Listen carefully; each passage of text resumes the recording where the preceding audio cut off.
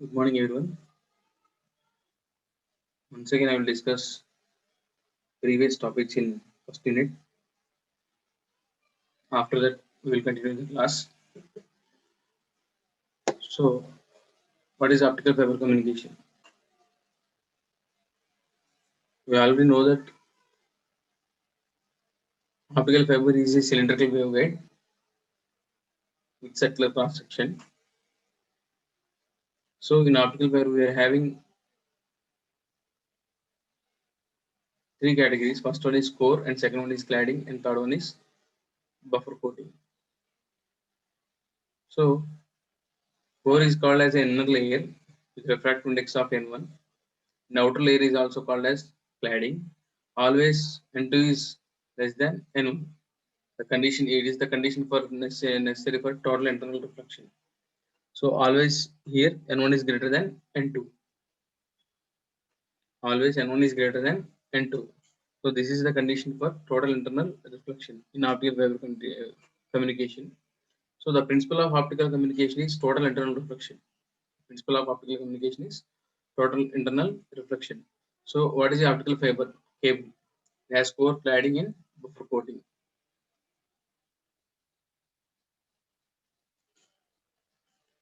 So light propagation through the optical fiber. So the light is propagated through the optical fiber by using a principle called as total internal reflection. Here we are observing that this is called as a total internal reflection of light. The light ray travels through the fiber with total internal reflection.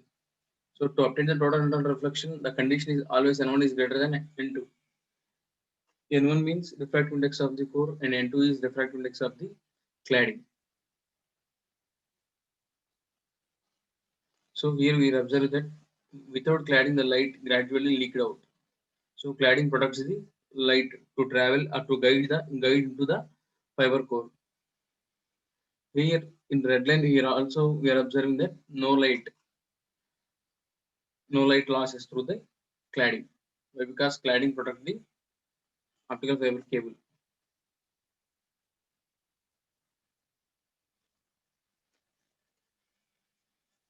So what is total internal reflection? So in first diagram, figure A, we are observing that is refraction. So here we are taking the two different mediums like air medium and glass medium. The light ray travels in every medium is different. In air medium is different, and glass medium is different. When the incident ray travels with an angle of phi 1 in glass medium, when the light ray travels through the air medium, the light ray bends and then travel. Why? Because due to the refractive index of the air medium, it will bend and travel. So that is figure A. And we are observing that figure B, the light ray travels exact parallel to the two mediums, parallel to the two medium, that is 90 degrees. So at phi 2 is equal to 90, the refracted ray moves parallel to interface between the dielectrics. So here we are observing that this is 90. The light ray travels in this direction. So when incident angle is equal to 90, when phi 2 is equal to 90, this is phi 2. When phi 2 is equal to 90, the light ray moves parallel to the interface between the two dielectrics. So when phi 1 is greater than 90, this is the limiting case for refraction. When phi 1 is greater than, I'm sorry, phi 1 is less than 90, this is the limiting case of reflection. An angle of incident phi 1 is equal to phi c is called as critical angle. That means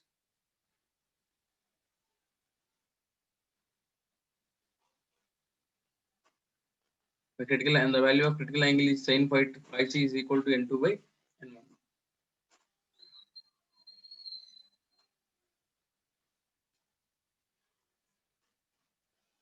So in figure A, refraction takes place, and figure B, the light ray travels parallel to the dielectric. Why? Because here the phi 2 angle is 90.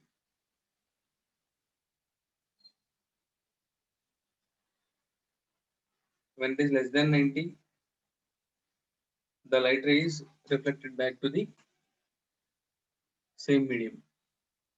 So that is the condition for total internal reflection. So at an angle of incidence greater than the critical angle, the light ray reflected back to the same dielectric medium. So the total internal reflection takes place at an angle of incidence is greater than the critical angle. So angle of incidence greater than the phi c, greater than phi c, the total internal reflection takes place in optical fiber communication. So here we are observing that this is the total internal reflection. So next, what is acceptance angle? So not all the rays entering into the fiber core will continue to propagate down to the length. That means every ray uh, which is coming from source is not entering into the optical fiber and does not passes with the condition, that is total internal reflection. So only the rays which are sufficiently shallow gaze angle in the core cladding interface are transmitted by the total internal reflection. So each and every ray must entering into the optical fiber with some cone angle, with some acceptance cone. So here we are observing that.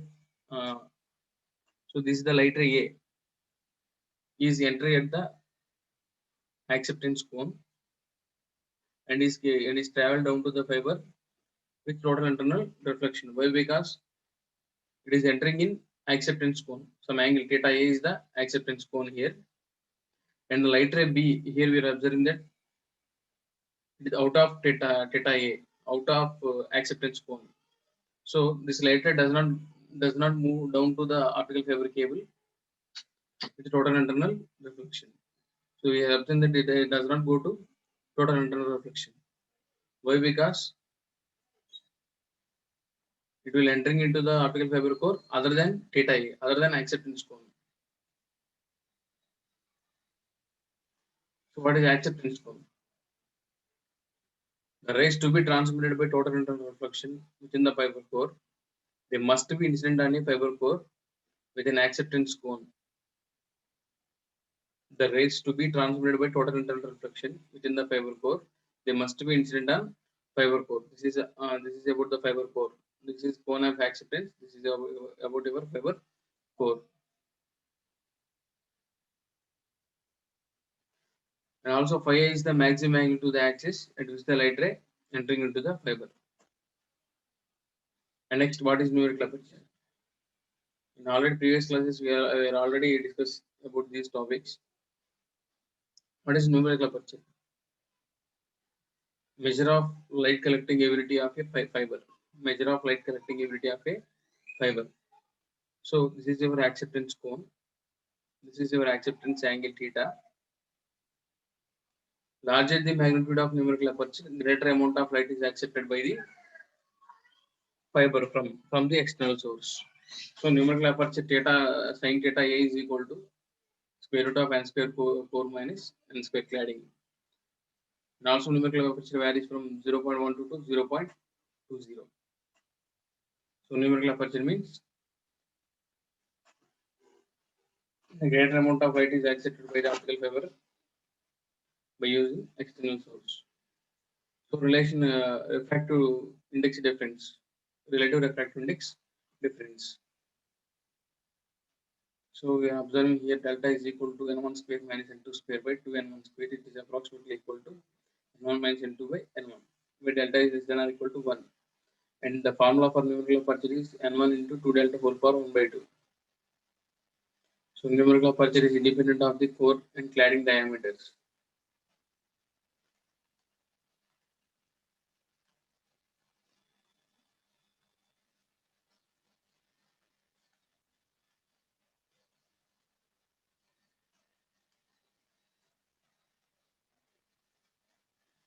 So next,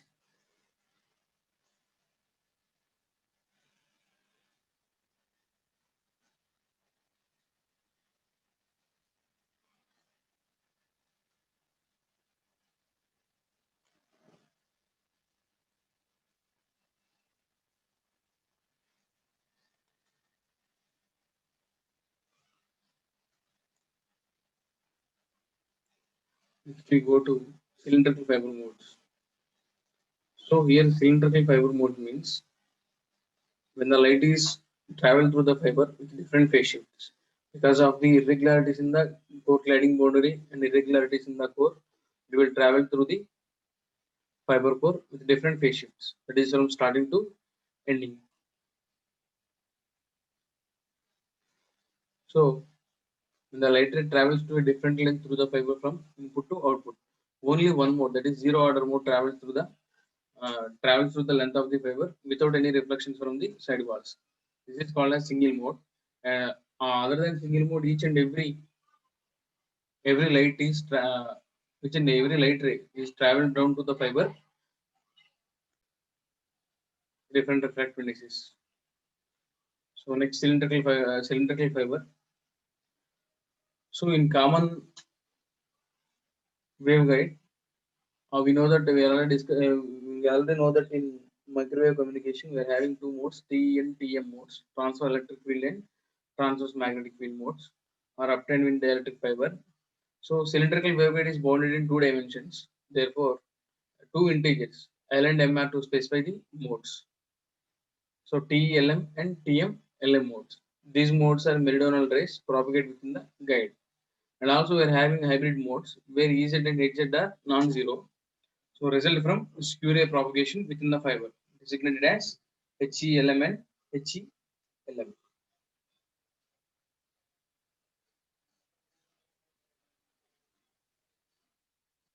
So approximate solutions for full set of HE, EH, TE and TM modes may be given by two linearly polarized components.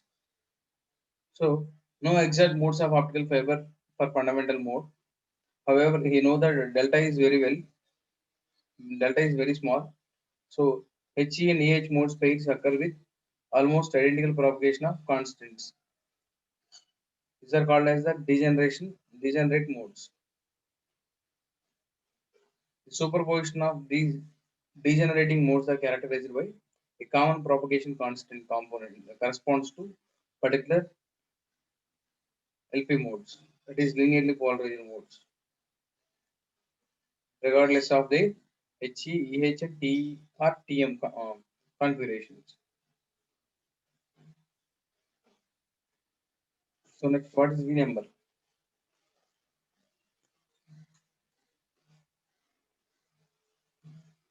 Normalized frequency V.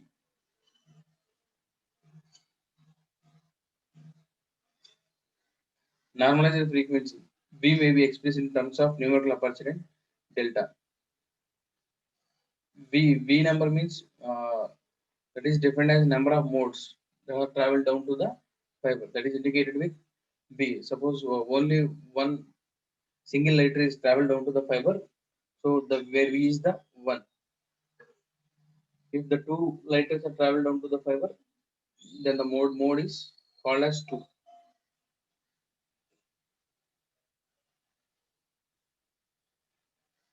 So here the normalized frequency V may be expressed in terms of numerical aperture and delta.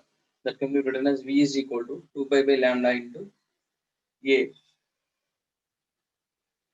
into numerical aperture. That is equal to 2 pi by lambda into A into numerical aperture formula means N1 into 2 delta whole power 1 by 2.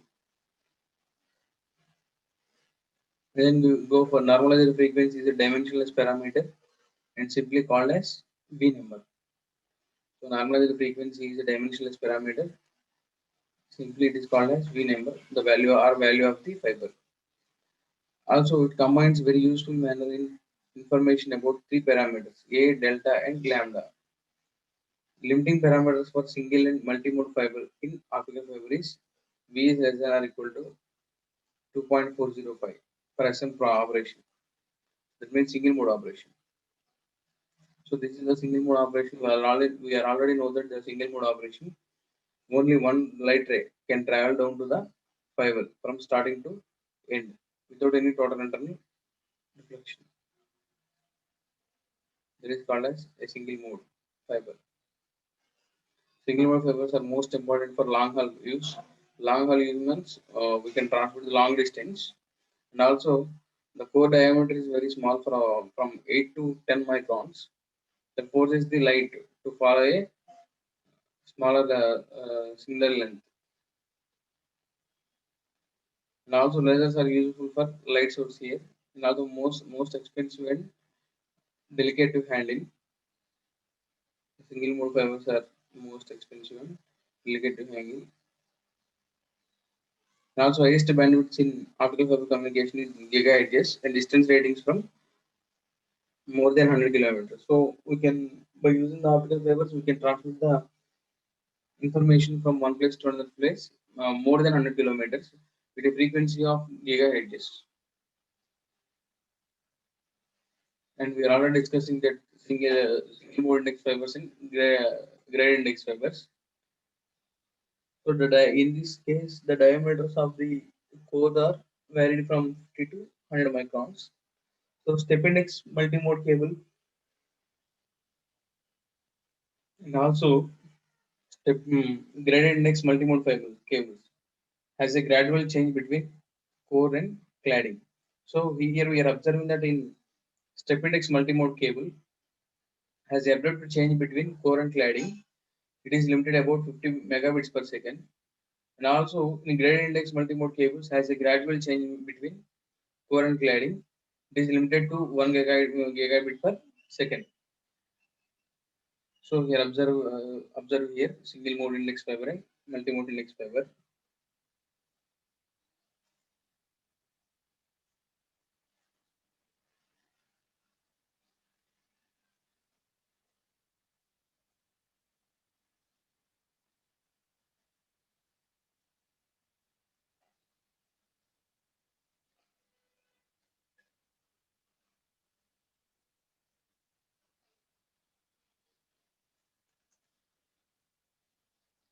So what is mode field diameter? The mode field diameter can be determined from mode field distribution of fundamental fiber mode and is a function of optical source wavelength. Is a function of optical source wavelength. So the mode field diameter is used to predict the fiber splice loss and also bending loss, cutoff wavelength, and waveguide dispersion. To find mode field diameter, first we have to measure the far field intensity distribution E square R and also calculate the mode field diameter using the equation, that is mode field diameter is equal to omega naught into 2 into integration of 0 to infinity E square R into R cube into dr by 0 to infinity E square R into R into dr. This is your mode field diameter 2 into omega naught. So why the mode field diameter is very important means here we are observing in this case in two cases. When we join the two fiber optic cables, the diameter of the one cable is single mode fiber K is 10 micrometers, and we combine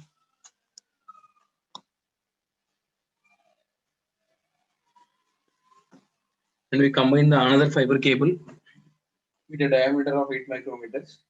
So there exists a loss between two cables when we splicing or joining these two cables, there exists so many losses in the optical fiber cable.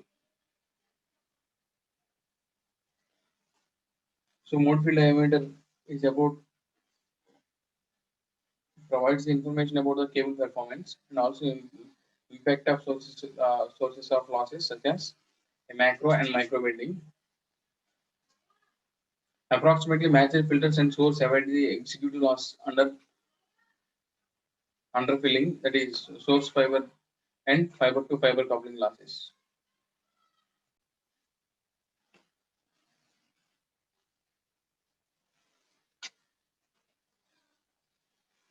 So next we're going to discuss about cutoff wavelength. So cutoff wavelength for any fiber mode is defined as maximum wavelength at which the mode propagates. Maximum wavelength of the wave at which the mode propagates. This is the value of lambda that corresponds to DC for more concerns. For each linearly polarized mode, the two parameters are related, that is lambda c in Lm is equal to pi a by Vc into Lm minimum square minus into square whole power 1 by 2. The range of wavelengths over which the mode Lm will propagate through 0 is less than L is less than lambda c. 0 is less than lambda is less than lambda c in the Lm mode. For a fiber to operate in the single mode, the operating wavelength must be longer than the cutoff wavelength. For linearly polarized mode 1.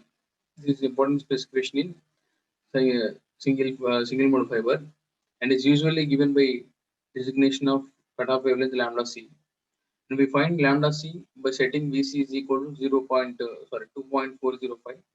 The range of wavelengths for single mode operation is lambda is greater than lambda 2. This is about the cutoff wavelength of the optical fiber. We are indicating the cutoff wavelength with lambda c. So this is about our first unit.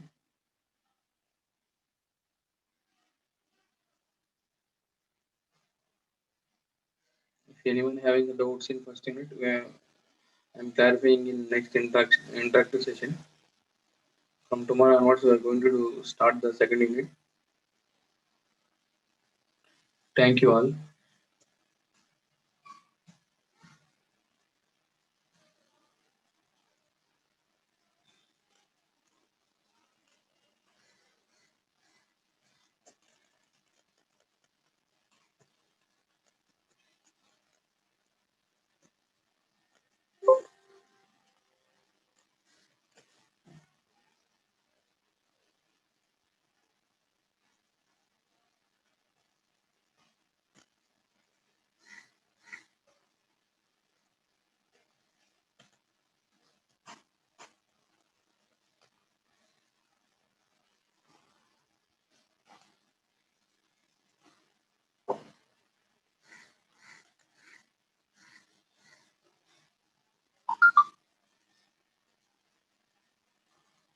I'll send the PDF also.